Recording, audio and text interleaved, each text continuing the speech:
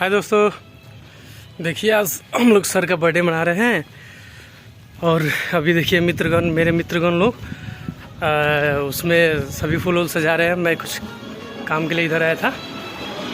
आइए मिलाते हैं अपने मित्रगणों से, जो कि पार्टी वार्टी चल रही है इसमें।